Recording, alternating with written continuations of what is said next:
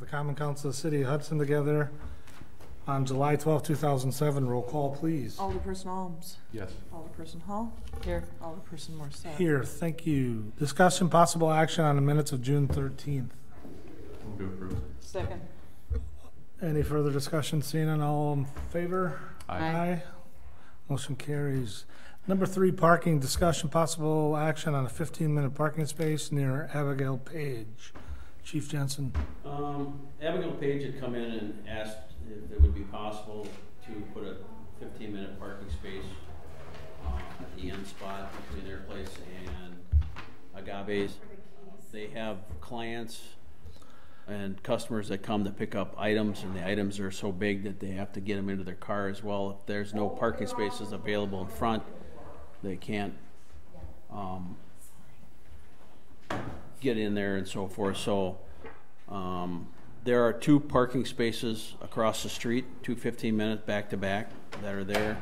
I believe originally they were there. One of them was for Kelly's Art Gallery and some of the other businesses there. With Kelly's moving to their new location, it might be a good time to free up one of those parking spaces on that side and move it across the street in front of Abigail Page there. That way we won't be decreasing any parking spaces, we'll just be shifting one of those 15 minutes over to the other side. So, and I believe she's here to talk about it. I'm sorry. I'm in the middle of moving 2 great big cases that we had to juggle for cars to get up front to the store. And Okay, Matt, I'll get to you in a minute. Thank you. okay. Any discussion from committee members? No, I think that as long as we, I looked in the parking study and they recommend that we keep those 15-minute spaces at the end of the block. But I don't have a problem with moving one across the street. Any other considerations besides Kelly that's moving? The other businesses? The other businesses that are there would still be served by the 15-minute parking space at that end. And then there's also 2 15-minute parking spaces on Locust Street right in front, right next to Mickelson. So if somebody needs, there's plenty of, and then kitty corner across is the spaces for the Dragon Pearl. So this, again, I think would make sense. It would balance it out on 2nd Street there. Excuse me. Move to approve or send it to council. Second. Okay, and clarify what you want done. Okay, so this has to go to council for Yes, approval. yeah. So send a recommendation to council to move one of the spots over to the other side of the street. So we're not losing a spot. Right, we're just moving one. Yeah. In the 500 block of 2nd Street. Any further discussion? Seeing none, all in favor? Aye. Aye. All opposed? Motion passes. We'll recommend council approve that on our next meeting, which is the 17th. 17th. Do I need to be here for that? You may want to. Yes. Okay. Number 3.2, discussion possible action to install 2 short-term parking spaces in front of Norlake at 727 2nd Street. As you can see, there was a letter attached from Sue Iverson from Norlake. They're running into problems with delivery trucks trying to stop and make deliveries at Norlake with the parking problem there. Obviously, it's their employees that are parking there and other people that are trying to, use the free parking. So they asked if we could get enough space so that they could get a UPS truck or FedEx truck that makes deliveries to be able to stop there. And it would be short-term parking, maybe 15, just like we have in the downtown area. I'd like to have the conversation with Sue Iverson, Marty, if we could, about using also her back parking lot on the weekends, allowing the general public to park in there. Okay. Their lot. I'm not saying this is tied to that, but Right. it's a good time to talk about it. Have about it. Okay. So this is changing 2 parking spaces that exist already and making them short? I just want to clarify. No, there is, basically, the street is just open for anybody to park there. What she's requesting is to have signage put out in front of the location that would say, like, 15-minute parking from here to corner. Can't we Because just they're paint right on the yellow on the corner. curb and then put one sign there saying loading zone? We could. I think that would probably work it just as well. Loading zone, no parking, or something along those lines. But that's not taking a parking space away, though? Oh, they're down in the residential area. They're not in the downtown area. They're down at 2nd and Elm. Gotcha. But it's still usually pretty busy Right. parking there. But, and again, majority of it is their employees or customers coming there that are taking up the spaces. And the FedEx trucks are having a hard time coming up Elm Street, and they're trying to get to the loading areas. So they're just asking if they could have that area out in front for, for loading and unloading and so forth.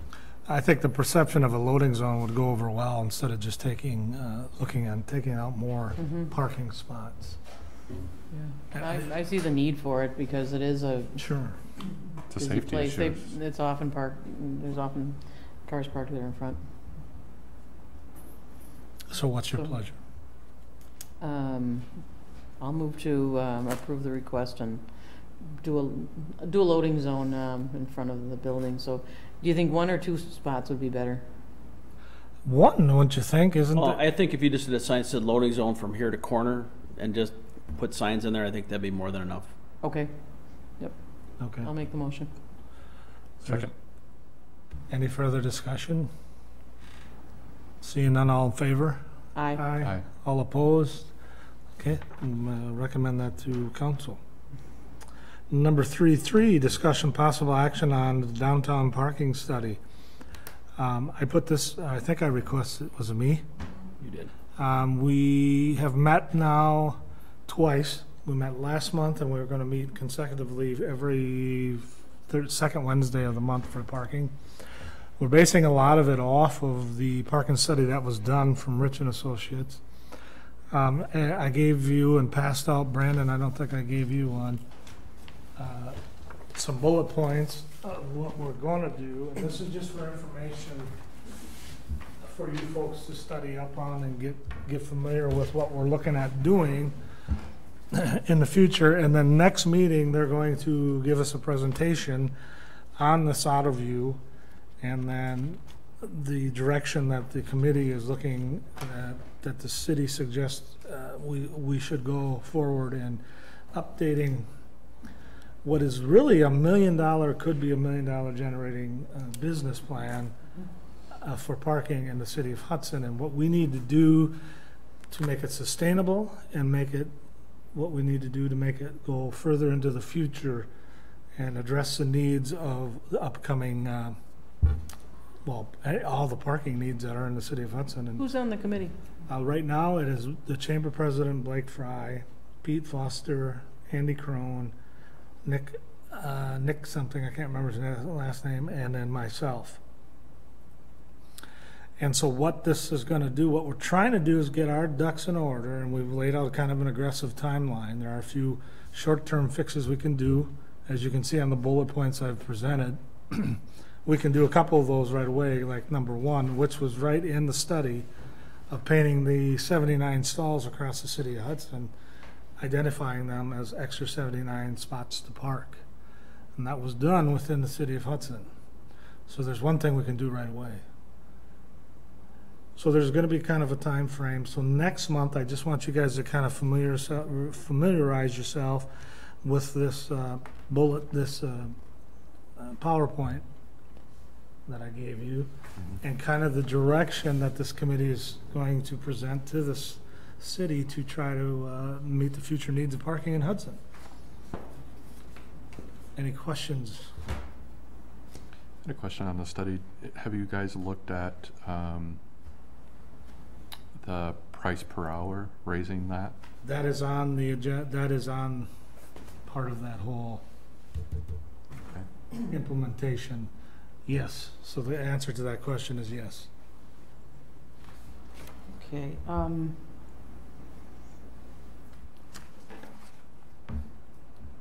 I may or may not be able to give you answers. I just want Yeah. to get this information to you Okay. guys so that you guys realize Yeah. we are doing stuff. Right. I called Blake Fry a couple weeks ago about parking and transportation downtown. Public transportation downtown was really the purpose of my call, because when I talked to Julie Bergstrom in River Falls, she's on the county committee about public transportation, and she said there's a big hole in Hudson. And so we just kind of talked about things, and one of the things that I brought up was that, with this parking study, the FIPS is a big issue here.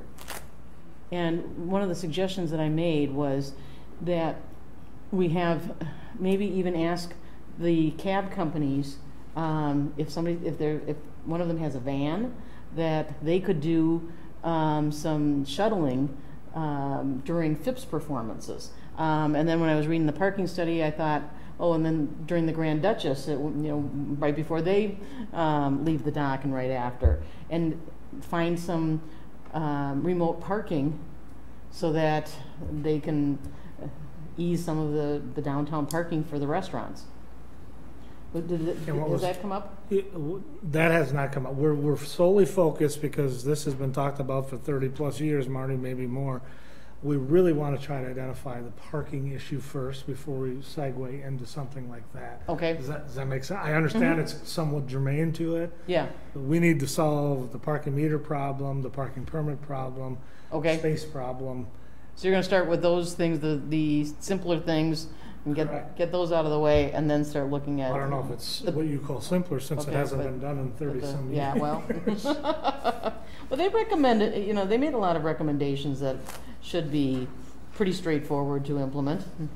Yeah, but there's a cost to it, and we have, Oh, yeah. there's a lot of moving parts to, if we try to update it, go to the technology, but I really think what the city needs to do, there's a little more to it than, and going out for RFP and Yeah. whatnot. Originally, I had set my goal with this group to have something done by the end of this year. Okay. Realistically, for us to plan into the future and the cost analysis and what we can generate off of revenue from parking, we need to slow down and do it right the first time and make sure we're getting the best bang for our buck. Yeah, well, I attended the meeting when there was the presentation of the smart meters, and I found those interesting. And the technology that you have in AutoView is the same, but it goes into a car, Oh, okay.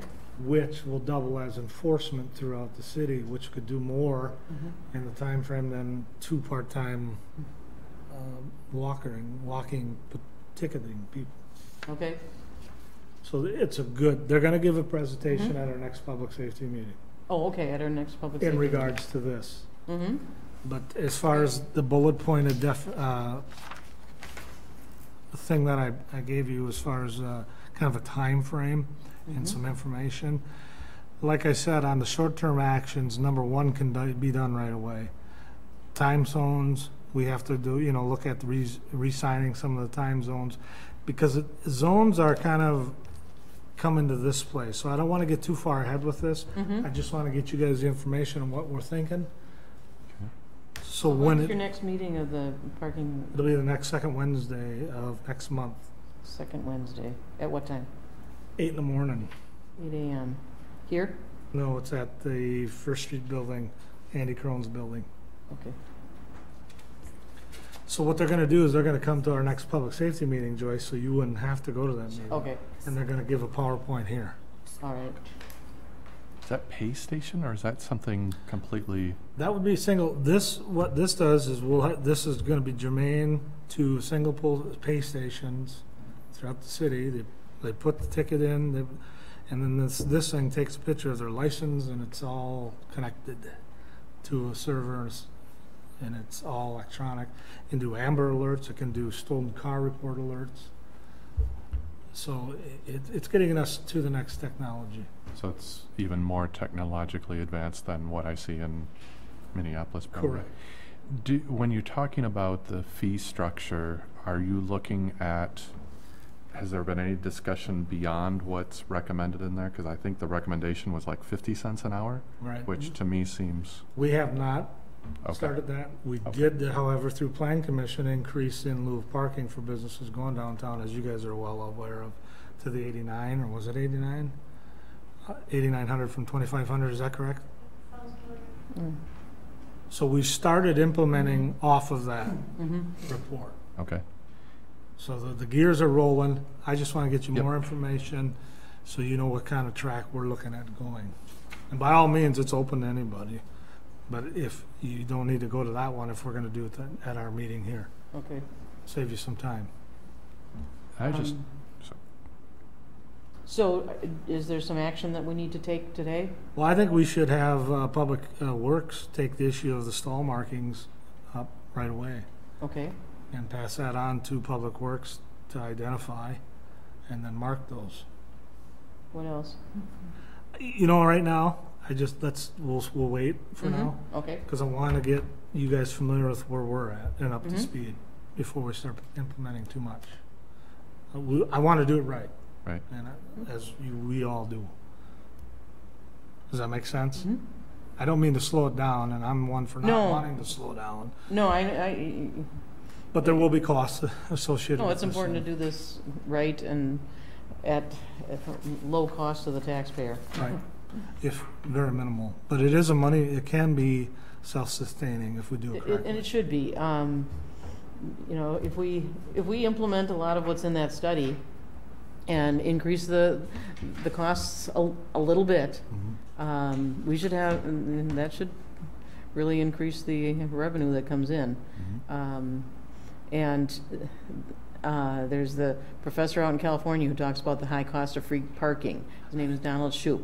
And we talked to Mike Johnson about this, and he said, yes, he's read that book. So I'm glad he's on board with that.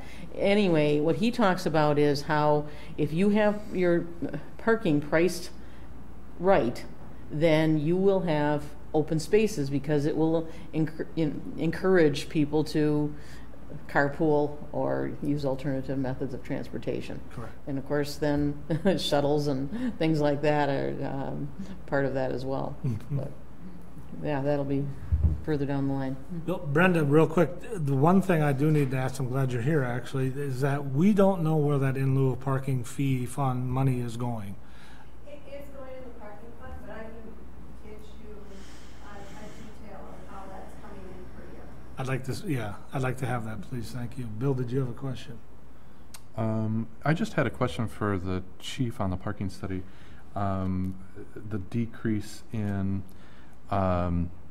ticketing, the revenue coming in from ticketing. That was due to one employee. Got it. We had an employee that was a go-getter. She would write 60 tickets a day, and she was a machine. She wasn't as good on the maintenance portion, like Denny is, but she was a ticket machine. She was, and you could see it. You would notice it in the revenue in the machines as well, because Gotcha. the week after she was working, the revenue when it got collected the next week was double what would be collected. So what they say is really correct, that the enforcement makes a huge difference in the revenue. So in the study, it says that that allowed by ordinance right now, the way it's written is we can raise it up to $15. Is that something part of this discussion? Or is that something that we can do sooner? Because it's $7 Sure, you can do currently. it sooner, but then you have to reset all the meters and all that jazz, don't you? Yeah, we'd have And to so reset we're the putting meters. time and money into it before we even know Oh. what we're gonna do, and it could be redundant. Gotcha. What, We'd have no, to- no, the fines? You're Yeah, talking about the just fines? raising the fines? The fines, we would have to adjust the machines again, Hmm. and if Oh. you raise the amount of time it costs Because it's in the machine, we have to go and get a machine to reprogram all the meters as well, so. How do the fine, I don't understand how the Well, fines. if you're doing the fine, we have to, the machines do it electronic. We have machines that print them out. We have Oh, to put them in. okay. So we have to get those reprogrammed Oh, with the new okay. costs and stuff Okay, like that. not the I thought you were parking talking meters. also about increasing the amount of time on the meters. That would have Not to yet. get changed. No, as well. not that. Okay. Just raising. if we Right. just We'd have raise to have that reprogrammed. And then we would have to go to bond schedule, send it to municipal judge and Right. have her approve or however that works, approve it. In the scale, how it would go, correct. Okay. So it's a possibility, yeah, there is something there. Because it but- doesn't seem like that portion is probably covered in your parking committee, right? Or, Not at this point. right? It will be, Sure. because we have to address the fines if we're gonna do the increase, we will address that. Gotcha. Okay, so the parking Okay. committee is going to address that particular, even though, Okay. okay. Or us. You Okay, know, so, The yeah. public safety, correct me if I'm wrong, is in charge of the parking. They oversee the parking. You- So There it's used to be us. Okay, There used to be a parking utility that oversaw Alright. the parking, but that, when it got That- disbanded, it went to public safety. so the committee will be discussing it to send some information to us Yes, at some point, okay. we are the governing body, I guess, if you could Right. say, of that little parking committee, Okay. which is part of the Chamber of Commerce's deal. And then the mayor has asked me to spearhead this, and that's the only reason, well, one of the reasons why I'm trying to, I Gotcha. want to get it done, so. It just seems that that could be an easy or a quicker thing that we could move through Certainly. than just, you know what I mean? Well, I It's would, just machines at the station, not the actual meters that you would have Correct. to retool, right? That is correct. well, I would suggest getting some ideas of what our surrounding communities are doing, and then have it presentable if you want at the next meeting. Okay. So get some comparables. Right, right. Is that something that you could put together, Chief, or In regards to the fines and stuff, Mhm. I can do that. comparables? Is that Yeah. a fair, Yeah, I think that's a smart idea. because right now it's $7, correct, for a fine on parking? On an expired meter, it's $7, correct? $7. And then it jumps to 10, or is that something different? It jumps by 10 if they don't pay it within Oh, okay. so many days. 30 days or And then it something. jumps another 10 if they don't pay it within 28, so. So I just, 10 and then 28. so I think that's a good idea, and I just want to reassure you that this is going to be a good, we're moving faster than normal, and we're trying to really do it the correct way. Mhm. So it's open. If you guys have questions, ask me, and we'll go from there. No, and I think that it's good that you've got the Chamber of Commerce involved in there, because that is, one of, you know, that's one of the ways of getting consensus with the business owners that, Right. because they're gonna be the first people to complain about increased prices, but if they understand the rationale behind it and that it'll actually help their business. Another thing that Donald Shoup recommends is that you take some of the funds from the increased parking fees and use them to do some beautification projects downtown, so that it makes it a more welcoming environment, and that gets the business owners. At some point, yes, Yes, but at but this I know point- that's jumping way ahead. Yeah, yeah. And just to tag on to what you said earlier too, Joyce, and I know this is jumping ahead and you're focused on the parking stuff, but back to the shuttle idea with the FIPS, it's interesting that they aren't exploring necessarily a valet service. I mean, you have that pull-in into the FIPS. What a prime spot, I think, for valet service, but again, that's out of the scope of this Yeah. right now, I understand. No, but that was recommended in the parking study, that we have some type of a Yeah. policy on valet parking for downtown. If you want to present something at the next meeting, because it's not on our agenda for public transportation, feel free to put it on. Yeah, I'm thinking that, You'll just, come up with some ideas or whatnot, and well, my main idea is that this is something that the FIPS could really be, we shouldn't talk about it because it's Yep. not on Oh, the it's not on the agenda, agenda. and the Got it. FIPS Okay. isn't here got to, it, okay, we don't want to start, you know what I mean. okay. Yeah, why don't you put it on the agenda so that we can talk about it and figure out the next steps. Okay. Any other brief questions on parking? So I would, I'll move that we do have send this to Public Works to identify those 79 parking spaces, and to go ahead and paint those marked 79 parking stalls. They're going to be marked in such a way that they show people they're free? Are they the free ones? No, They're gonna have this would to. just be striping them like what we've got right out in front here where, is that what you're talking about, Randy? That you just, Well, not necessarily these, but similar to they're that? identified throughout in that, on page 54, is it? But is that outside of the downtown area that they wanted those stripings? Refer them, have Public Works Okay. refer to the parking study All right. to identify those. Were you just talking about breaking the block up into parking spots so that it's, These are ones that aren't marked at all. right, I know, so then you're going to mark them so that it's obvious how many parking spaces there are on that block? Yes, Like what we've got right out here. yeah, yeah. Does that make sense, Marty? Yep, got it. What do you got for a motion? To send it to Public Works to identify the 79 parking spaces and to stripe them according to page 54 of the parking study. Okay. Is there a second? Can we, I I'm already sorry. seconded. Oh, Oh, you did? Mhm. Could we also add in, to direct Marty to look at surrounding communities about the fine structure? Or would that be a second? you can separate motion. Okay, Let's just get this. yep, you're Yeah. good, yep. Any further discussion? All in favor? Aye. All opposed? Thank you. And I'd like to make a motion that we have Chief Jensen research surrounding communities for fine structures to potentially increase the fines. I'll second that. Any further discussion? Marty, you kind of clear what he's looking Yep. for? I got it. All in favor? Aye. And then on the, our next meeting, it should be the Phipps and the Grand Duchess, both of those should be. Yeah, invited. Mm-hmm. Mm-hmm. Okay. All right, moving on, if we can, number 4, discussion possible action on obtaining a boat for Hudson Fire Department. Chief St. Martin. Yeah, we actually going back probably 8 to 10 years, Chief Fry had requested a boat. We have a small inflatable boat. Now that we've taken over rescue, really, we could utilize a fire boat. We don't have any fire capabilities right now. We've kind of been on hold a little bit for the past year because of discussions with EMS. Now it looks like obviously they're staying and they will be utilizing their boat with the police department. And that option is kind of off the table for us doing a share. We've talked to Chief Jensen and Chief Lissick about that, and I'd actually like their comment on this too. We've talked, and I think the need is there for a boat for us. Budget-wise, a new boat like we're looking at is probably about $150,000. We found a used one in the city of St. Paul has newer motors. They're 2008s, and it's the boat's I believe a 1994 or 5. And it has a pump on it.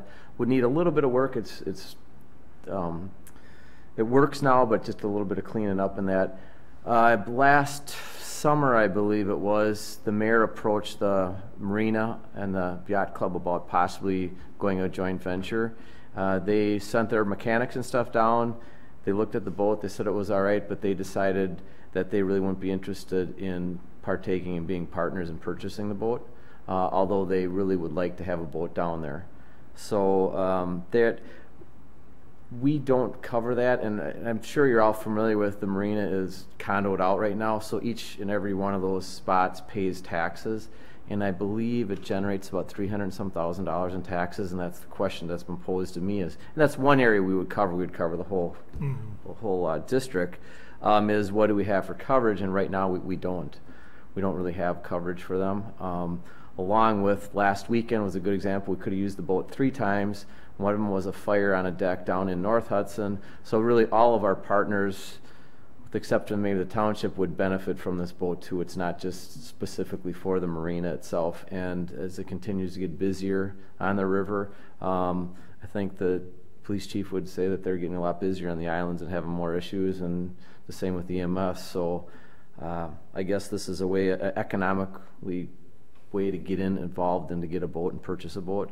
We're going to store it and store it, man it? Man it, we would man it as you do now, yeah, with the response. Storing it, we would, at this point, plan on maybe storing it in the winter up at the Ward Street extra buildings or find a storage or outside. And we're working right now with talking to the marina, some property owners by the marina, and then also in the past we've talked to Gordy Jarvis over there. So we have multiple options that we're looking into for storing it at this point for when it's in the water. So what's your third option of storage on when you need to use it, or you would anchor it? Would be basically on the Dyke Road there at those, or the second option is we're looking into at the marina, next to the marina by their landing. So we're in discussions with that now. What I'm getting at is if those 2 options fail, what's your third? Well, I guess then we'd have to look at the marina itself or another option. We haven't got to that. We haven't been turned down twice yet, so I guess we'll have to look into that, and we're open to ideas if you have any. And another thing is we're obviously anticipating something with the study happening at the park study, so who knows what will come of that.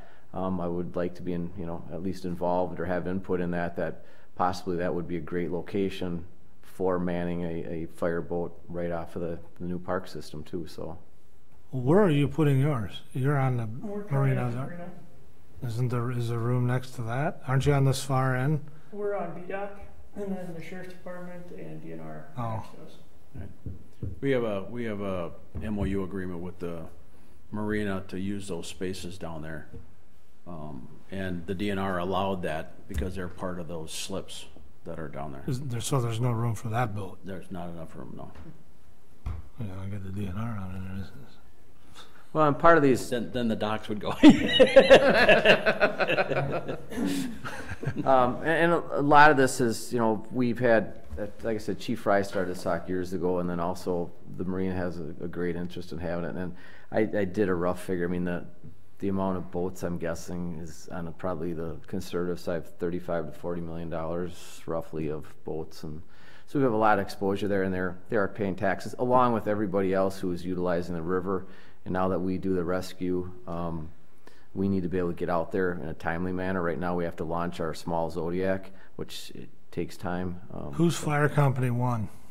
That is the nonprofit organization with the fire department, where they're not within the fire department, but when they have the pancake breakfast and all that, Yeah. they are the one that raised the money, and then they have it. They're a 501(c), I guess what it is. C3. C3. So they have some interest in possibly their executive board said they showed some interest, and if we can get to this next hurdle, they would probably bring it to all the membership. So what's the total cost of this boat to us? I'm looking at roughly about $25,000, hopefully being Total fixed up. cost? Yes. How long do you think this boat will last? The Boston Whalers are a good boat. They can last forever. The motors are 8 or 9 years old. They can last up to, at the 4 strokes, 15, 20 years at least. Okay. So, and that's where a lot of the value is. The motors themselves to replace are probably $30,000 a piece. Does that sound rough? Okay. 25 to $30,000 a piece. I don't Okay, know. so we can expect that we'll have to replace motors at some point. At some point, and with the boat at some point. You know, but on the flip side is we're getting into an expensive piece of equipment that should have some longevity left in it. So you have enough money in your contingency to pay for it, and then with the matching grant, is Yeah. what you're saying? We're not finding a funding source from This everybody funding is coming from our contingency from that we have, that we from sold equipment. We sold, like they'll pick up, we sold some rescue equipment. And the other thing is we will be receiving, and I didn't put it on this sheet, but probably next month, the fire company will be donating a $10,000 rescue tool. Okay. So, which helps us offset our cost by Sure. a contingency I'm fund. hearing you say it's a need, it's not a want. No, and and if you look back, like I said, it's been a long time coming. And and actually, I like the input from the other chiefs, and because we've talked a lot about it and looked at many different ways how we can make it work. So it's not like we just come and ask, and it's been kind of a group discussion, and I like their input on it and their opinion. Ryan, you got an opinion? Yeah, for example, with the boat fires this weekend, if they were to respond in our boat and use that for fire suppression, we still have to deal with getting the people off the boat, transporting them. We don't have the resources then to do that. So having 2 boats is pretty much an essential, rather than just something nice to have. Well, yeah, so who puts the fire out for you to get the people out? They don't have any fire. Now we have to use mutual aid, so Lower St. Croix Valley from across the river comes And they over. Got a boat? And they come from, but they're down in Afton, and they're Right, so quite Takes a some ways time to away. get up Yeah. there. Is there any coverage with a fireboat over in Bayport or Stillwater? What do those communities do? Stillwater has one, and I'm not sure about Bayport. I think they have. They do. I don't think they have fire suppression equipment. I know they have a boat, But it's not not. Chief? Well, again, Brandon makes up a good point. If say like we're on the islands dealing with something and you happen to have a fire, well, if we've only got one boat that all 3 of us were sharing, then how do you separate that so you can put out a fire? What emergency goes first? So I think it's a good idea to have their own boat so that they can have it available when they need it, especially with the marina down there. You get one boat that catches on fire with all those other boats down there and the gas pump, it could be a problem. One example was last year. There was a fire up in Algoma, and it ended up, so you lost a few boats. But the other thing is, I think the marina was shut down for about a week because they needed to get the boats cleaned out and everything else. So it's another thing about it is you want to save as many as you can, obviously, but there's also the economic impact on the city and the marina and everyone else that if it does catch that, it does have a much bigger impact than just those affected owners of the boats. You're pretty confident in this boat? I think it's decent. I actually, when it was bought, I worked on it, so I'm familiar with the boat. These are new motors since I was there, so I am very familiar with the boat. It's the same style boat, the same brand that the police and EMS have. It's a very reputable brand of boat.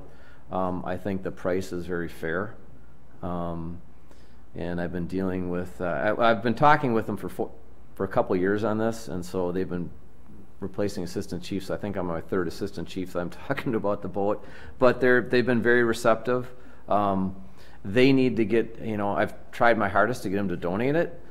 Unfortunately, with the value of the motors and that, they just can't do what they have to. They have to get something for it. But they sounds like a good deal then. Yeah, it does, and I think the marina went over and looked at it.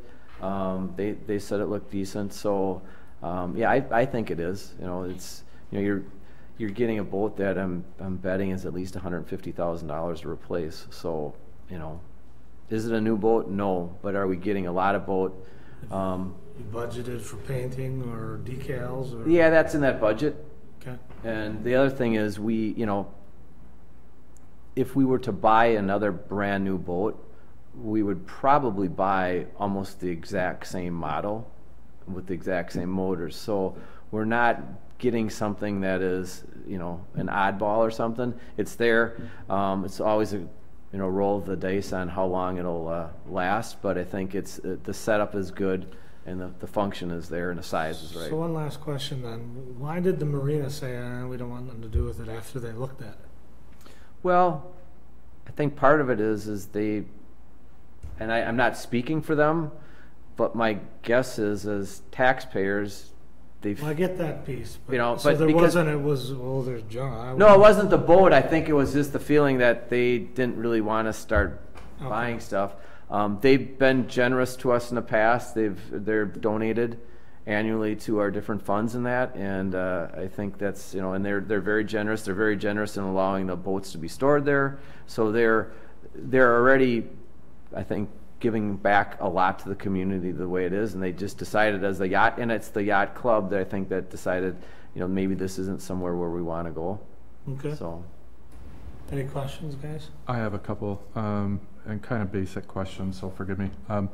Is the coverage on the river identified between the different municipalities that are on the river? Like getting this boat, do you have identified like how far north and how far south you would go? it would be parallel with our fire area.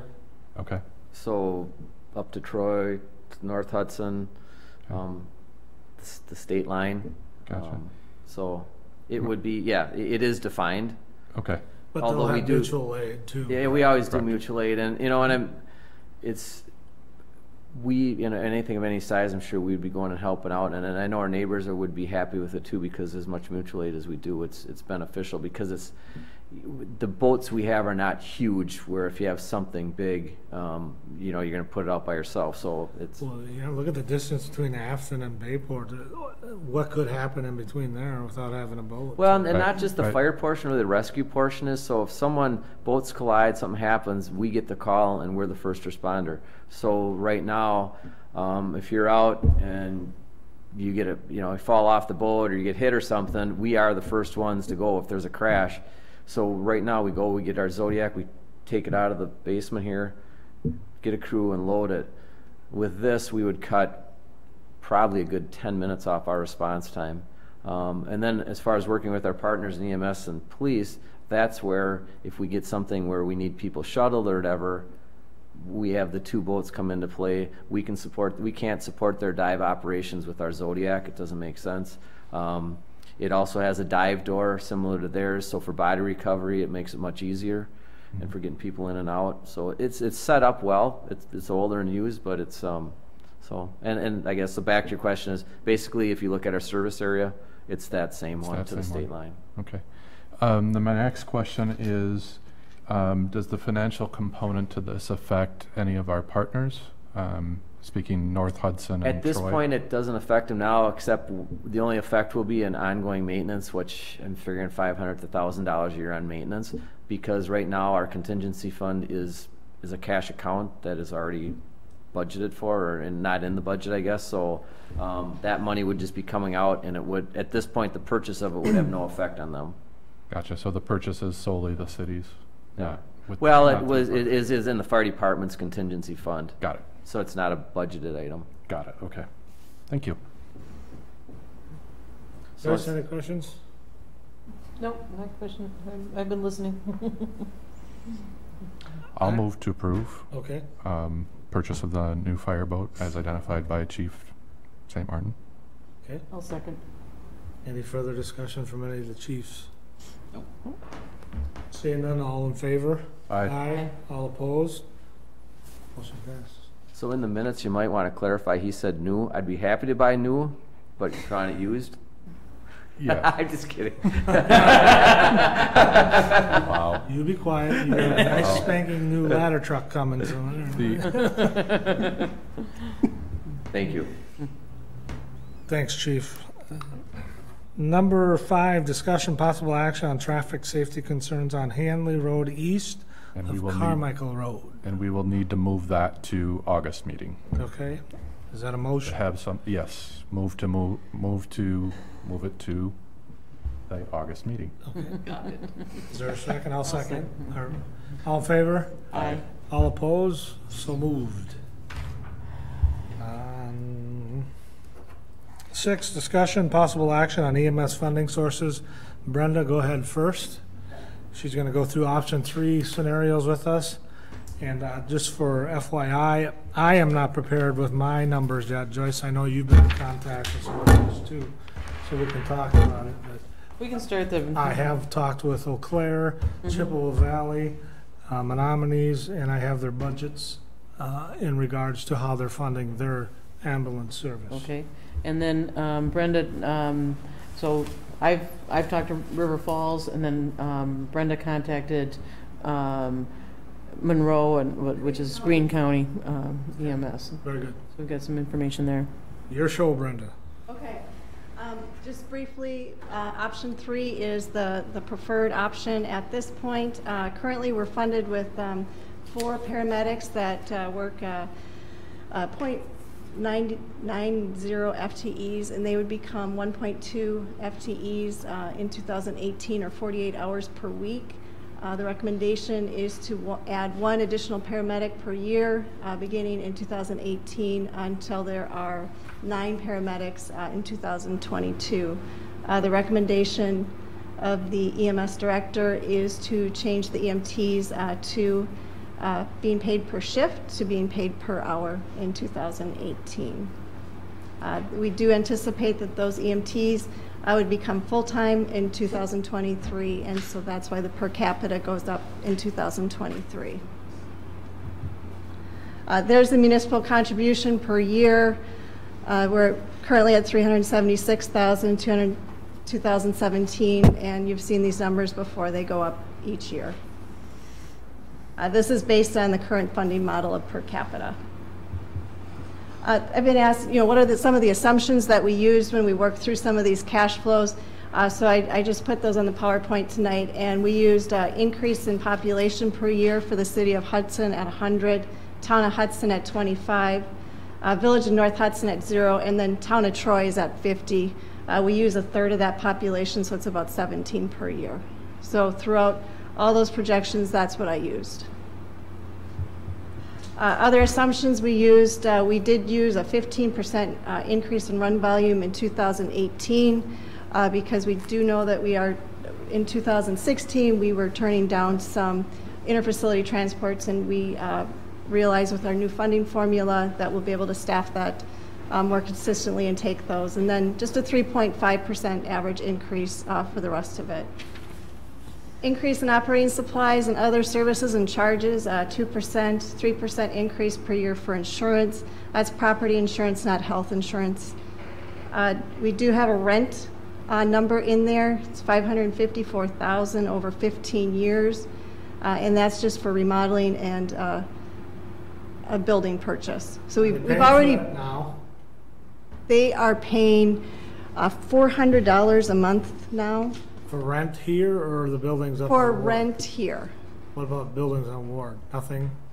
That is that $554,000. So it's not being realized yet? No. Because we're not sure that they're going to Ward Avenue. Yep. Salary increases, I do have those in there. I have health insurance increases.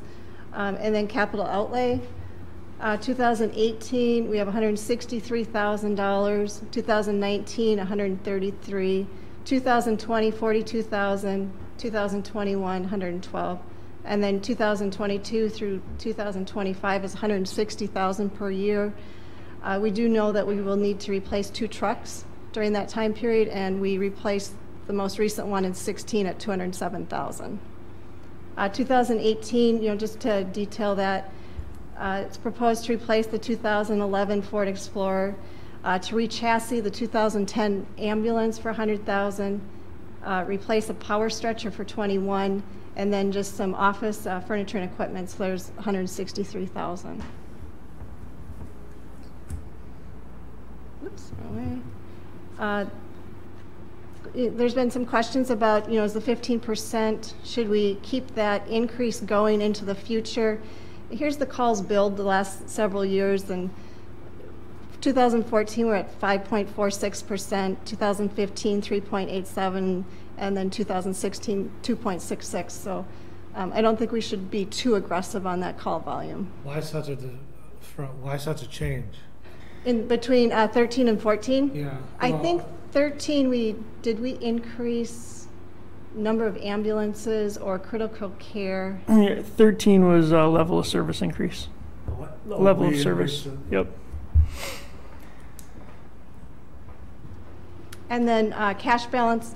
I haven't showed this before, but it's just getting through all my projections. Where do we get about 50,000 at the end of the 8-year period that we're looking at, and that's what that is right there.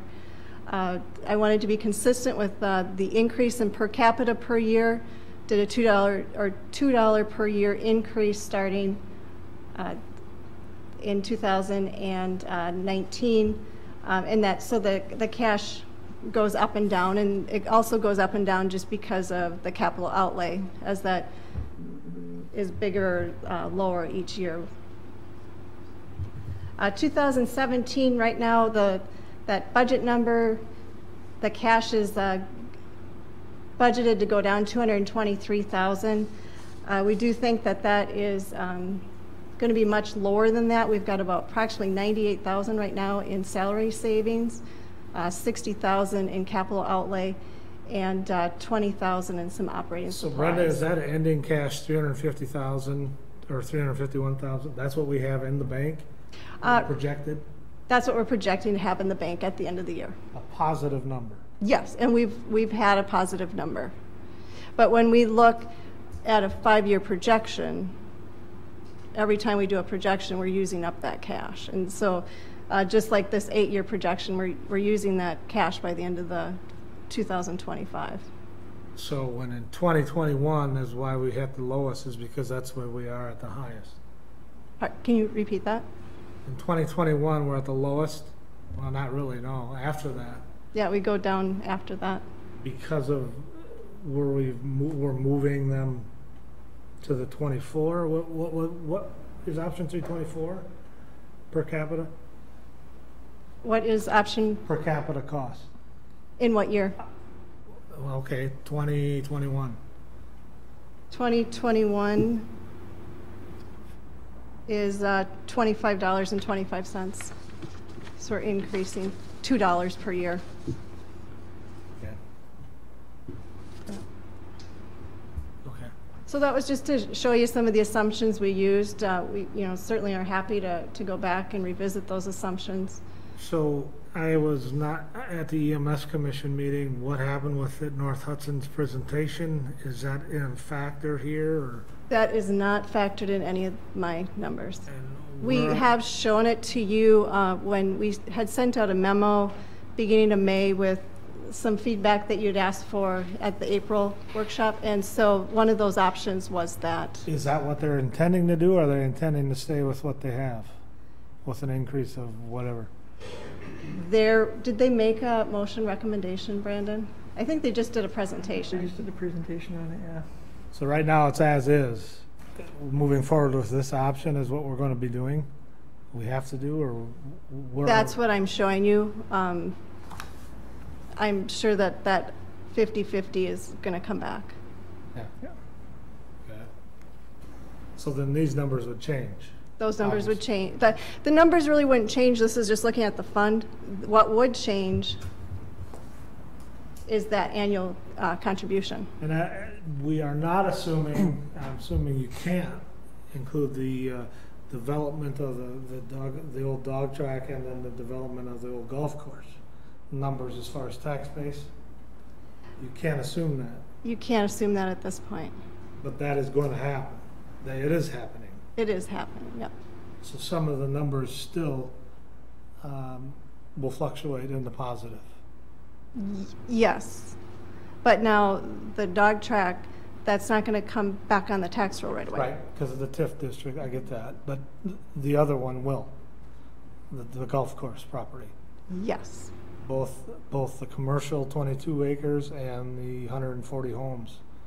Yep, and and these are right here. This slide here is this is just dollars. It's not putting it into what our taxpayers will be so paying. Those assumptions were never put in the numbers when it was presented. No, we used a 1.5% increase in the market value per year. Conservatively? Pardon me? Conservatively? Yes, we were conservative. I was conservative with that. Mm-hmm. Okay. Any questions? Bill, any questions?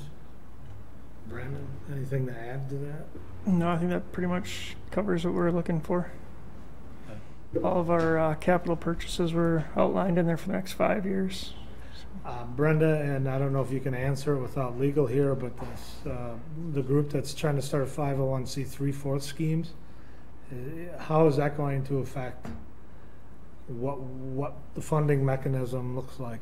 If they can get a 501c3 organized, and we would get some consistent donations that we can put in these projections, it helps. And that the capital outlay. So that is a viable option to integrate into option 3, or any option. Yes. Okay. Yep. Hesitant there? You're just not sure, or? I don't want you to say anything that is not going to. We would want to verify that they could be organized that way. Okay. Mm-hmm. And it's no different. We accept donations here at the city all the time, and it's got the same tax consequences for the taxpayer, the person that's making the donation, whether they're donating to a city organization or a nonprofit. So. Okay, thank you. Anything to add, anybody?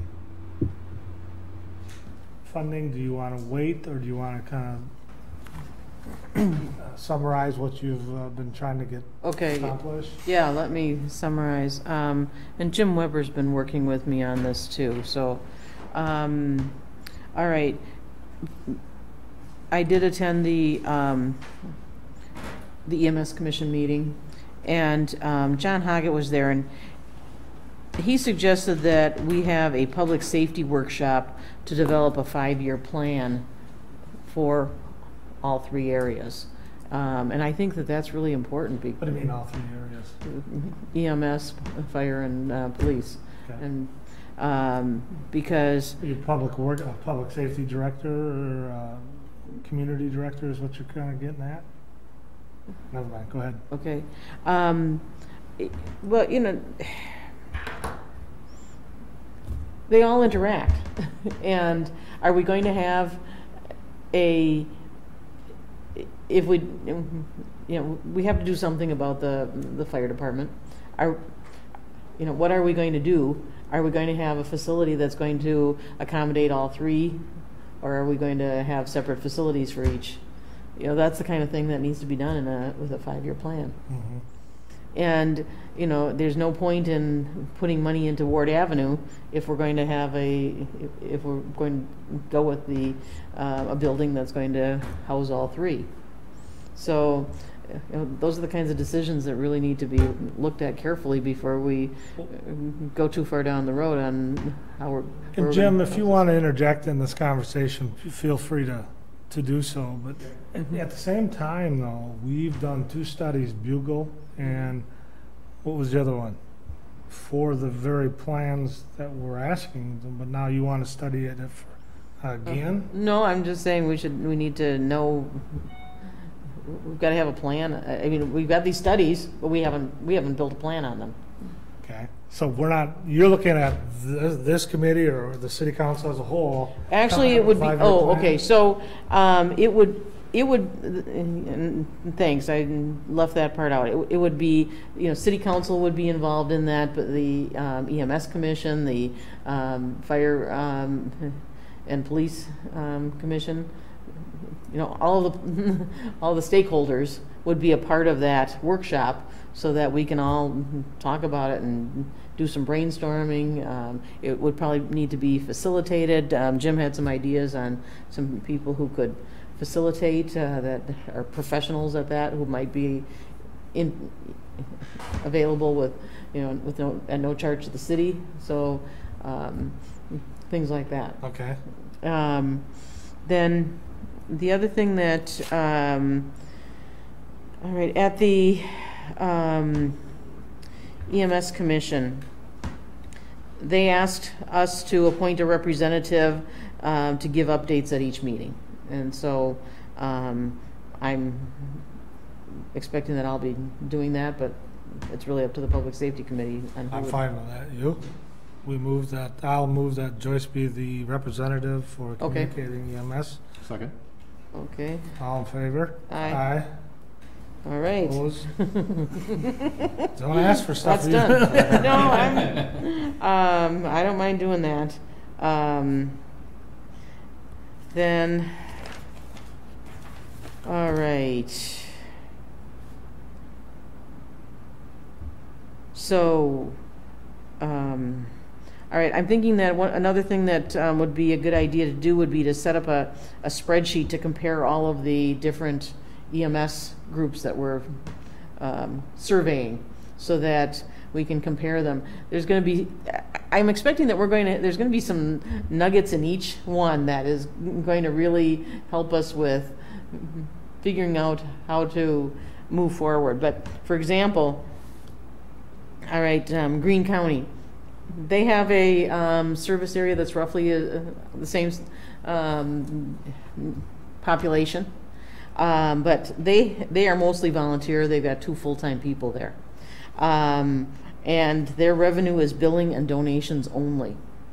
So they're running a really lean operation. But and thank you to Brenda for doing the research on this and asking the questions. So anyway, they just built a brand new building that cost $1.5 million on city-owned land. They used a professional fundraiser to raise that money. Okay. So there's your nugget. That Professional fundraiser. Professional fundraiser.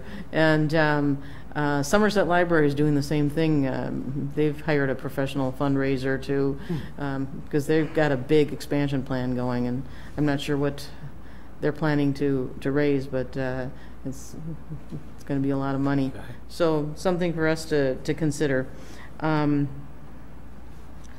And then Jim and I talked a lot about some different things, such as a special public safety committee meeting to brainstorm and involve the community, because we've gotten all this community engagement. Let's keep it going, and then develop a plan that continues with that community engagement and that volunteer spirit that is really important. The EMS Commission is concerned about, we need some short-term goals and some long-term goals, so, because we've got to get a budget to them, and I know you, the finance committee needs a budget, so we're going to need to start really working hard on figuring out what the budget's going to be for 2018, but then also how what we learn, how it's going to affect the budgets in other years. Yeah. And I think that covers things. Can you think of anything else, Brandon, that we talked about, or Jim? I think that's most Yeah, of it. there were a couple things that stood out to me at all the conversations we've had.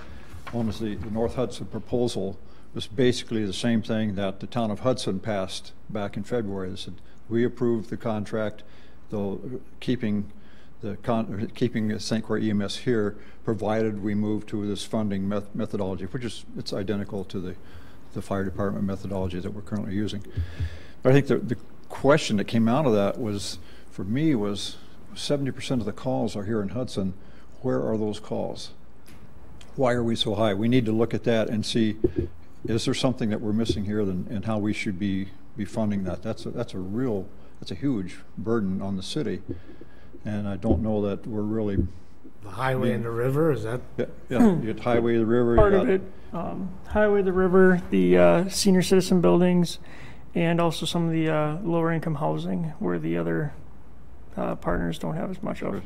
We have events, we have schools that are really covering. They cover all these towns around us. Are all participate in those. So, it's kind of like, you're really not wanting to pay for that, but yet you really are involved in these things. So we need to look at that real closely and be clear about why are we having these calls. So, it's just part of the discussion that we go back with and say, yeah, this is, we may need to adjust this a little bit, because it's not like a fire situation. It's a different situation than the fire department One calls. example is the gas leak at the high school. That was in Hudson, but it involves a property that belongs to more than one community, and has students that are from more than one community. So, why is that part of Hudson's statistics? Yeah. I hate to say that word burden, but yes, we should pay our fair share, is what you're kind of getting at. It's a responsibility. We're bearing it for the entire 25,000 people. Mm-hmm. So so when they say, let's look at the call numbers, maybe that's not totally correct. So we just need to do our work now. Yeah. They've made a proposal. We need to do our work and look at, say, this is what we feel is fair. The other thing that came out as kind of a short-term issue that we have to face, one is facilities. As we start hiring the paramedics and we bring EMTs on to actually be here, we don't have the facilities for them. They don't even have a stove. They got a little teeny alcove for a hot plate, and which is probably not even lit. A microwave, toaster. I didn't see one when I was there. So we've got that. We've got Ward Avenue. Should we move ahead? So a suggestion came out. Well, maybe we should have we need to verify whether or not there's adequate water for sprinklers while they're tearing up the roadway. Is this a good time to, just little decisions like that that we can go ahead and make, get sprinkler water to the buildings if we ever use them. That's been handled. I talked to Kip, and that's taken care of. That's done? Yes. Great. Mm-hmm. Check that one off. Check that off the list. So the water thing is taken care of. That's our staff is Well, I don't know if anybody has ever really taken a look at that property and said, well, we can configure this building here and do this, that, to make it work for us. I don't know if that's ever been done. We did do a rough draft of what we would need. I'm talking even if we had to tear those buildings down. Yeah, we just looked at the remodel, what it would take for us. Yeah, because you were always talking about space. I don't know if that's a conversation you had, and I don't know if that's the budget, the 554 in there. That's just remodel, that's not a new structure. Yeah. But to configure it so it would actually work for us, instead of have to go out and buy new property. We've already done that. Right.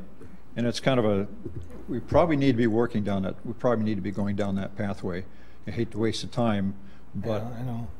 because if we decide a joint facility for all emergency services is the right thing to do, then okay, well, maybe we've thrown some of that money away. But if we wait, then it's going to be too late. We're going to have, people are not going to have places to sleep. It's really, they're at that situation right now. Or an office and a shower room, which is completely unacceptable to me over there. Right, right. And that's the kitchen that they can use. Well, that's in the wintertime, and it's just ridiculous to think about doing that. So these are some short-term issues that we're going to have to, we really need to take care of, and we probably need, I don't know how you guys want to move with that, but we need perhaps 2 or 3 proposals on that and say, okay, this is what we need to do here in the city hall to make it habitable for the next year. Well, do you guys have those plans in mind, or do you want us to all brainstorm and come to the meeting and say, here, this is what we got, and then try to come up with a hybrid type of situation? You know, you want to do it where you're not reinventing the wheel, so you're not spinning your wheels. Yeah, I think, personally, I think the guys have some pretty good ideas on how they could do it. Who? The EMS folks, just for their facility, you know, to get by for the next year. Maybe if I'm overspeaking here, Brandon, let me know. But that they could say, okay, we can get by. If we know where we're going, you know, that we can get by for this period of time. Because it's going to take that long just to get Ward Avenue ready, if we decided to do that. Well, that's a decision that has to be made. Well, and that's, I mean, where I'm going to interject here, where we kind of come into play, and if we kind of back up before a lot of this was precipitated by our space needs initially, and which are still worse, and we have equipment sitting outside, we have some spread all over, and I understand the need for plans and doing all that. I would just like to be maybe sitting at the table, so if we're talking about short-term fixes, we can also try to figure out some short-term fixes. You should absolutely be at the table. Whether it's storage containers and bringing in office trailers, whatever. We're willing to look at anything. It's just we really have a need for us and taking care of our equipment and you know, and personnel, and getting some offices and getting some things together. So, you know, it'd be nice for us to be involved too, short term, because you know, our issues are immediate. Well, we need to get Julie here so we can talk about those 2 garages over there, and then why is now all of a sudden stuff is bleeding up into that when it was never meant for public works stuff. It was meant for your guys'. It was always meant focused for safety apparatuses. So yeah, and I mean, we need to get everybody. We need to get that in. That's where that workshop comes in. Yeah, and also, unfortunately, you know, we're not the only departments that have needs, and they also have them when they have them. So I think it's, whether it's a workshop with us or everybody, I think maybe it would behoove the city to have a long-term plan for all facilities. This is immediate, but you know, the other departments have needs too, and that's part of it. I think a plan is. That's part of that comprehensive plan that's supposed to be revised, but I think that's supposed to be started next year. But you know, it needs to be started now. Well, we need to focus on the public safety issue. You 3 departments for one. It just so happens that public works is encroaching in on something that was never meant for them. Very bluntly said, they shouldn't be having stuff up there, but they have space needs too. That's not our problem at this point. It's you guys where we got to figure out. Yeah, our immediate need would be remodeling. So we have a total of 4 bedrooms. We currently have 3, and then we need kitchen facilities. So we'd have to identify space for that. And we kind of looked at the garage a little bit, and we looked at the records room, and the records room's not an option. Where? Here or up downstairs? Okay. Here. And the garage space wasn't real feasible. They'd have to redo some duct work and some plumbing issues. So we're still kind of trying to figure out what we can do. Well, I don't think it's actually the healthiest place for you folks to be sleeping anyways, with the mold radiation that's on there, you know, the water that had gotten in there. I don't know if that's done. You don't know if that's done. Right. It's not. If it's not safe, then we need to know about it. And we need to make it public and get it out and clean it up, or get you in a different building. Yeah, we were just trying to identify some short-term fixes until we could get into a different facility. We got 2 sheds there. We realized it's going to be a little time out to actually, you know, get the building done. So I think the only thing is the hesitation is it's a $500,000 price tag, and so you say, oh God, you want to spend $500,000? Aren't you retired? Where's your Where's your donation? I got a shovel and a wheelbarrow. You know? Philanthropic, yeah. That's me. Okay, Marion, give it up. No, I mean, it's her. So, I mean, there's two buildings sitting empty. We need to start doing something with it. It's going to cost money no matter what we do here. There's no way around that unless these donations come pouring in. Yeah, and I think if we decided, and I think it's certainly feasible that a new public safety building in one location, as the things that said to me, that said for this, that's a good location for the fire department, applies to any of our services, because it's how central, how can we reach the other areas? Has anybody had a good sit-down conversation with the county about that corner that we all know, anybody know about? I've heard that there are conversations, but I don't know the details at all. I mean, that's the ultimate ideal place, but someone needs to have that conversation, or maybe they need to come to the table and say, hey, yes or no. We need to know now if there's any wiggle room, or you're interested in allowing us to buy the property or whatnot, or however it works, to put a safety building there. So who would handle that, Mike? Well, it'd be Mike, but typically the mayor should, or we need to identify somebody to talk with the county on a one-on-one basis and have a very open and frank conversation about what our needs are. And that corner would be the ideal situation for everybody in the St. Croix County, at least in the immediate area. So how do we push that? We just got to ask for starters. I mean, this butting heads with the county all the time is not a good thing. Oh. We need to work together, because as things get more expensive and moving forward, we have to work together. Otherwise, no one's going to afford anything. Our taxes will be higher than we could ever afford, so on and so forth. The informal things I hear say, yeah, it's feasible. It's feasible. Now, when it gets out on the formal level, then things might change. But there are people who say, yeah, that's a reasonable idea. So a lot more homework to be done, but immediate needs, I don't see we can do a lot right now. Is that? Well, I think the main thing I would ask Brandon is, do you have space and facilities for the people that you have and are bringing on? Can we handle, in 2018, can you handle 2018 with your facilities? No. So we have to do something. Well, then we should really focus in on the two buildings we have, because I don't see any other option.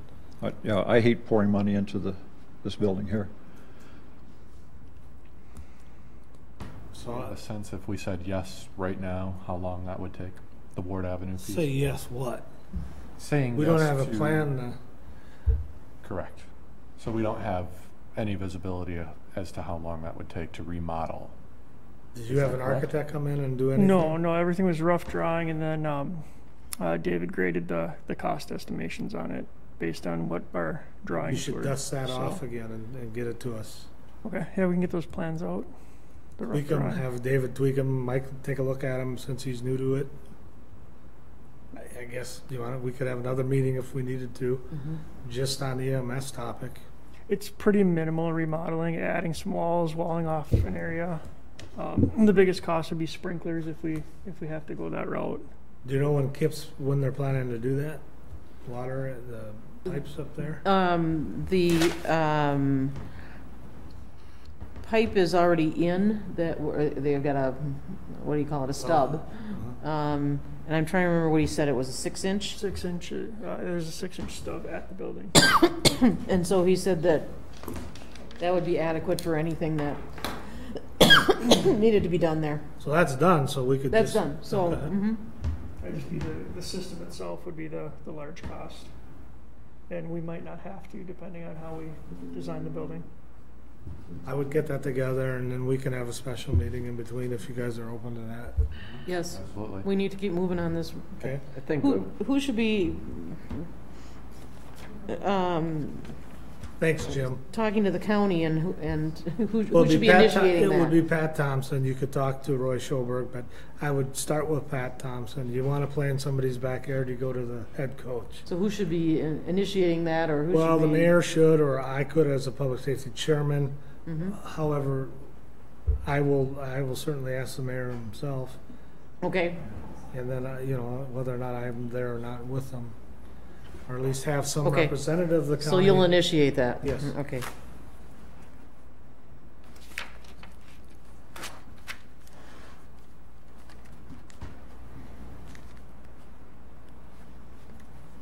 The 5 bugles piece, that did not include any kind of determination of bringing in EMS into that building, correct?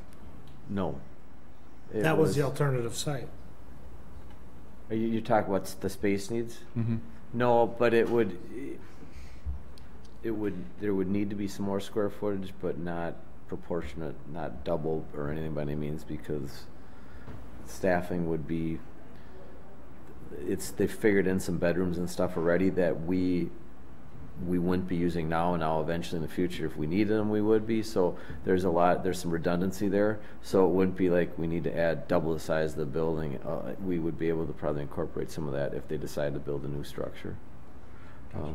And that being said, with budget time coming up, it would be nice to kind of know what direction we're going if they're going up there, and then we, because we do still have from the original RFP for some station remodeling of the existing station, and if they would move out some things down here. But we need to do some homework on our end too, and also kind of figure that into the budget too. So as more of a package deal, it probably. Are there any other questions for Brenda? Brenda, I know we're going to ask for more numbers, but do you have anything to add? I don't want to keep you here any longer. Just clarification, I thought I heard that we're going to move forward with remodeling Ward Avenue, but then at the same time look at building a joint facility, maybe at Vine and Carmichael. Did I hear that correctly? Yeah. I guess, one is a short-term fix, but, throwing good money after bad. We have to do one thing or the other. Yes, but I thought I heard both. You did. No. I'm just trying to think out loud. It's terrible in there, isn't it? So how do we proceed to make those kinds of decisions? Well, that's going to be a two-prong approach. Obviously, we're going to have to approach the county first, but we have to get him and his plans to us so we can make an informed decision on that. And if we do go that route, we go that route. If we get somewhere with the county, then that's on hold again, and we have to focus in on a joint. Okay. Well, what do you think about a public safety workshop to develop a plan? So, to look at all this so that, I think we should that's fine, we can do that. And if you want to label it as EMS is the only agenda item, or public safety building, or however you want to label it. I think it's just really a brainstorming session to see what people are thinking about. Just say special public safety meeting, brainstorm public safety issues. Mm-hmm. However you want to word it. To Brenda's point, I mean, We have to do a two-pronged attack.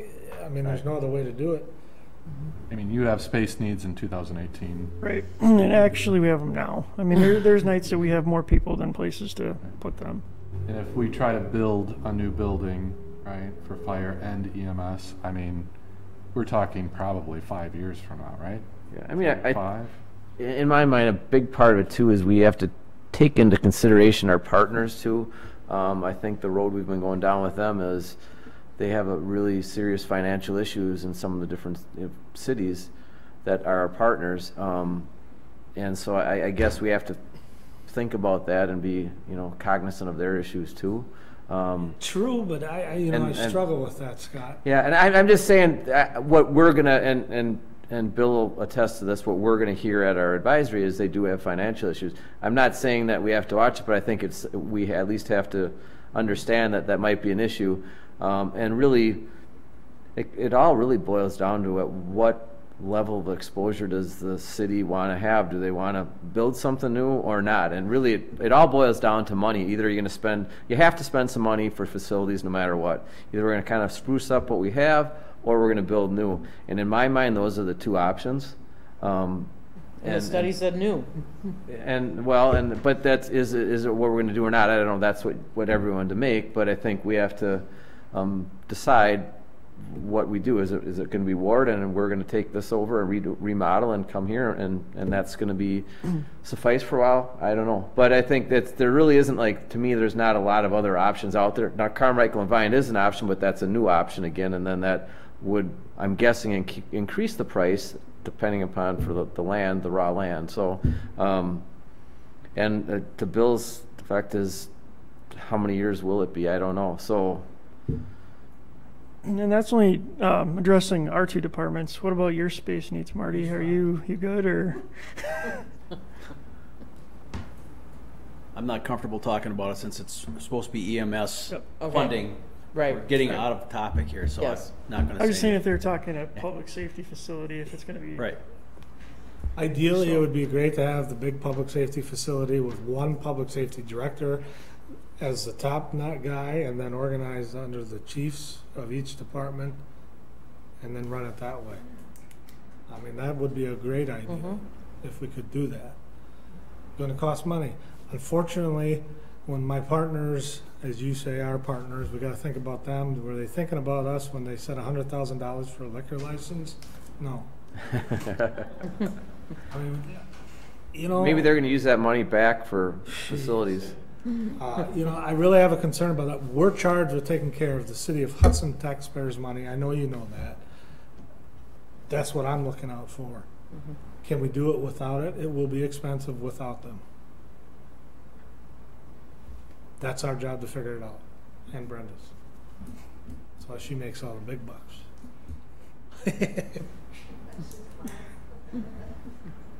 So I really think it's a two-prong approach. We need to have two plans in place, and then when we get together to have this powwow or whatever you want to call it, then we can say, okay, this is what we're doing. Then that's where our focus would be, and then the whole council would make that decision of whether we do a full safety building or. Well, you know, the thing that keeps coming back to me is the way that the high school evolved. You know, they just, and I'm not criticizing anybody there because they didn't know how things were going to grow and change, but, you know, every year they had more people coming into the school, and they just expanded and worked with what they had and did it piecemeal. And they didn't have a master plan that would account for the growth. And I think that we need that master plan here, so that we aren't wasting money, doing a patch here and a patch there that we're going to have to take apart later on in order to accommodate more facilities, whatever we need. Sounds great, but realistically, you can't wait. And my only concern is on the fire building. I mean, listening to that 5 bugle presentation scares the heck out of me, right? I mean, it needs to be done now. It's a safety issue. And now if we're going to go back and then start from square one and have, okay, what are these space needs? I mean, we're talking years down the road before we even get a new space for fire. I mean, I don't know. At this point, I feel like we need to make a swift decision. I mean, workshop or not, I'm willing to come in whenever, but we need to make a swift decision now, because 2018, Brandon needs space. Okay, so who do you want at this strategic plan meeting? So it would be the city council, it would be the EMS commission, so it would be, you know, as many stakeholders as possible. The police and fire commission. EMS? Yep. Do you want everyone from the committees or the committee chairmans? Do you want the partners chairmans? I think it should be, I mean, all of the stakeholders should be represented. So at least somebody from each of the municipalities that are involved with each of these organizations. You know, this is really something that John Hoggett suggested. I think we need to find out what his vision is for this. Okay. We'll invite him to the meeting. Okay. And he said that he would even be interested in facilitating it, so I could ask him to develop a plan. Well, it'll be under the public safety. He Mhm. can certainly come to the meeting and be a part of the conversation. Have him get a plan together, and then if he's got it together, then we can pick a date from there. Okay. I have no problem with inviting whoever you need to do, but let's not fill it up, because we'll just I'll sit have there. John get a hold of you and explain what That's he fine, wants. because I don't want to sit here and have all these people come here and we just sit and spin our wheels. Yeah, we're kinda no, doing I right agree. now. Yeah, we're doing that now. Actionables. And we've been doing it probably too long for now. But very good point, Joyce, and I do appreciate your work, and Jim, thank you. I think it's a good idea to get together, keep it to a limited amount of people, Mm-hmm. so we're more efficient. Okay. Well, I'll have John contact you about it, and Okay, the two of you can probably come up with something. okay. Anything else on that subject? Let's move it. Yes, there was one more item there, and that was at the EMS commission, there was a concern about the implementation of option 3 and the hourly rate for the EMTs. Did you want to bring that up? That's just, it's built into the budget. so Okay. Mm-hmm. It wouldn't change any of the numbers that have been presented, so. Okay. Well, they were very hesitant about accepting that number in Yeah, the they budget. didn't want to change the hourly rate. But the whole plan kind of hinges on increasing that rate to Ooh, get the EMS staff. commission? EMS commission. In-house. Mm-hmm. I don't think they have a choice. Will they? No. It would- They make a recommendation within the finance committee. So it's really up to the finance committee. Okay. It would go when our budget was approved. Right, So, and that's kind of how everything hinges on getting the staff in-house to provide that delivery model, okay. so. That's the kind of stuff we're gonna need, Brandon, from you to present to us at some point. That and the building stuff. Got it. Okay, EMS, fire department, police department updates. Brandon, Right now, we still have a posting for the vacant full-time paramedic spot. We currently are taking on 5 new EMTs. We're gonna be doing an orientation process here end of the month, and we want them cleared and taking shifts by the end of August. nice. And will that relieve some pressure off of you somewhat? It's gonna help with scheduling, yeah. Okay, Get a few more people in there. We're also doing a lot of community involvement stuff right now. One of the medics is out doing some training at one of the local businesses on heat safety. We've been approached by a couple of them to come in and do some pre-plans and just do their safety briefings. keep that momentum going. Yep. Just we're- like Joyce said, we gotta keep that, our part is to keep that momentum, community involvement going. Yeah, and it's stuff that we enjoy doing, and now we have some people that are freed up to do it. It's great. There's a fundraiser being planned by a group for some time in September.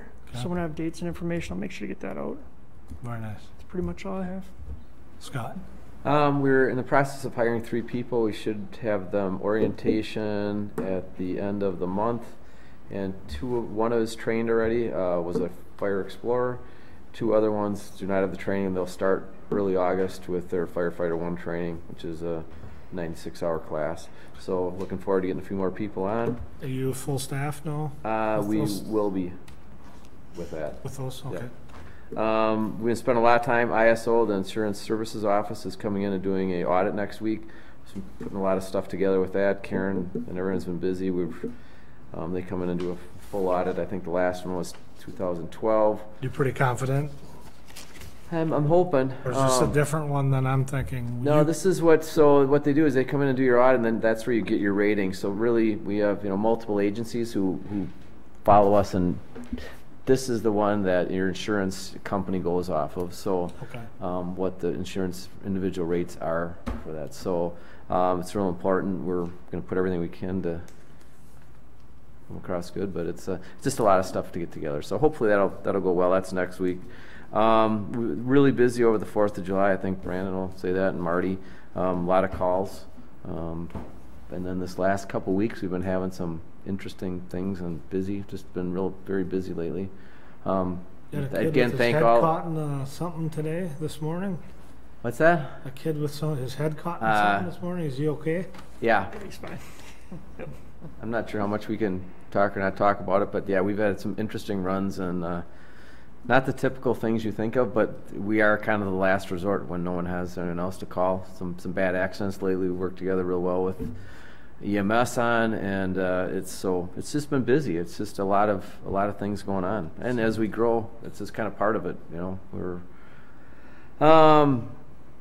So that's it. And I guess, again, thanks to all the firefighters who, again, it's their weekend off, the holiday weekend like everybody else, and they were doing that and making the calls, so thanks. National Night Out, Marty might touch on it, August 1st. We're kind of gaining momentum. Tracy's been doing a great job. We're involved again this year.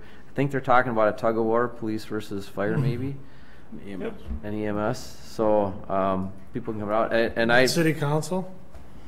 Have a round robin with the four. They're looking for somebody to get tased, Brandon. I volunteered. I already volunteered for that one. I'm trying to get Scott in on it.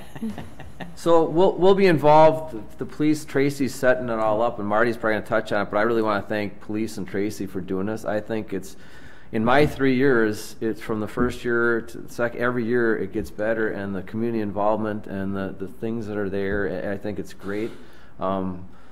We take advantage of our beautiful park system down there, and everyone can see all the different public safety services and a lot of other businesses come out, so it's great. So I encourage people to come out and thank the police department for spearheading it and the businesses who donate. Chief. And just to touch on that, it's August 1st, the first Tuesday, obviously, in August. We'll start at 5, we'll go to about 8 o'clock. We'll have the dunk tank, we'll have a lot of the nonprofits that'll be there, we'll have a band. We get donations of food that we use for Goodwill. I know that I believe Big Guy's Barbecue is going to come back again and do pork chops on a stick and so forth. Our new canine, Badger, will be there. We'll have our taser demonstration like we do every year. So we encourage everybody that to come out on Tuesday night and meet public safety and meet their neighbors in Hudson and just have a good evening. So we're looking forward to that. Again, kudos to Officer Tracy Hall, who's doing a fantastic job setting it up. She's been doing it for the last 3 years, and she does a great job. Next thing, Lieutenant Willems is in Quantico, Washington, D.C. He started on Monday. I've gotten several text messages from him. He's having a great time. So we won't see program. him. He doesn't graduate until the 17th of September, so we won't see him for a while. Thomas Parson Mack just got off FTO here a couple of weeks ago. He's on his own, so we're back up to full strength again. He's doing a really good job for us. On the 21st, I don't know if I mentioned this before, not to the council, but on the 21st of June, Brandon and Josh came and gave our police department Narcan training. Our officers are now carrying Narcan. It was a two-pronged, or two reasons for it. One, obviously, we've had overdoses in the city. We wanted to make sure our guys had that available to them. But the other problem is that our officers are coming in contact with some of these dangerous drugs, specifically carfentanil, which very small particle can cause you to go down real quick, and to have that Narcan available to our officers is important. So all 25 officers have gotten training on it. They're all carrying, except myself. I don't have one on me, but everybody's got one. In fact, 3 days, I believe, afterwards, we got a call of a 20-year-old that went down, not breathing while he was doing CPR. One of our officers arrived on scene. 3 of our officers arrived on scene, gave him Narcan, and by the time EMS arrived, he was breathing on his own.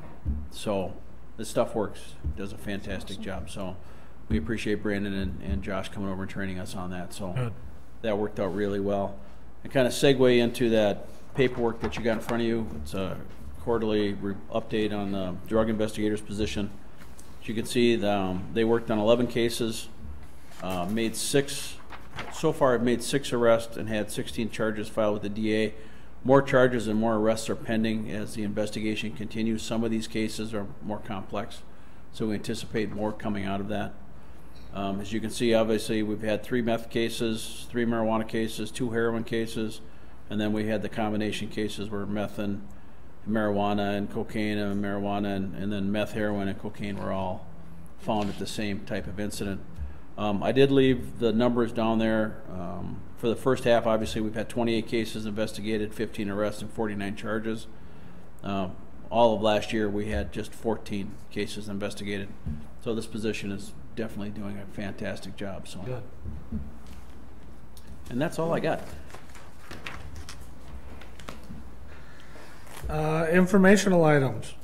Marty, there's been a rash of, seems to be campers around town that I've been called once when a county market, and now I believe the same perpetrators over at Burger King, the old Burger King, Valley Pool and Spas. Doing what again? I'm sorry, Randy. Didn't catch that. Camping, people living in the parking lots. Okay. They are now at the Burger King, old Valley Pool and Spas. Purple Okay. truck and a camper, and now there's 2 campers there. I don't know what that's all about. I know Jeff investigated it once. And you might want to follow up on it. Okay. I mean, people are living in a lot of weird spaces in Hudson right now. In between Walmart and the back of County Market, I know there's people in there. Okay. So there needs to be a walkthrough at some point. I don't know for sure, Marty, All right. but I'm getting people telling me this. I know our zoning codes talk about camping on the city streets. I'm not sure how that impacts private property, but I'll do some checking on it and follow up on that. Okay. Parking needs to be back on the next agenda. Did you have something for the next agenda as well? It was the shuttle for the FIPS and the Yeah. Grand Oh, Duchess. transportation. Your Just your the item, Hanley. Yep. Anything else for information or the next agenda?